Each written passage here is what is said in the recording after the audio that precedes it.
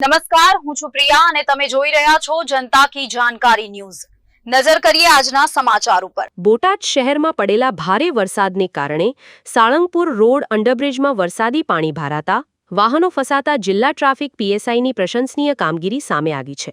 બોટાદમાં પડેલા ભારે વરસાદને કારણે અનેક વિસ્તારોમાં જળબંબાકારની સ્થિતિ સર્જાઈ હતી અને બોટાદ શહેરમાં આવેલ અંડરબ્રિજમાં વરસાદી પાણી ભરાતા જેમાં વાહનો ફસાયા હતા, જેની જાણ બોટાદ જિલ્લા ટ્રાફિક પીએસઆઈ અર્ચના રાવલને થતા તેઓ સ્ટાફ સાથે અંડરબ્રિજ ખાતે દોડી ગયા હતા અને પાણીમાં ફસાયેલા વાહન ચાલકોને જરૂરી મદદ કરતા મહિલા બાહોશ પીએસઆઈની પ્રશંસનીય કામગીરી સામે આવી છે।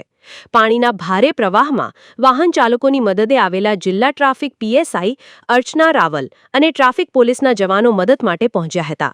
બોટાદ જિલ્લા ટ્રાફિક પીએસઆઈ અર્ચના રાવલ અને સ્ટાફની પ્રશંસનીય કામગીરીને લઈને વાહન ચાલકોએ પોલીસનો આભાર માન્યો હતો। રિપોર્ટર વિપુલ લોહાર, બોટાદ।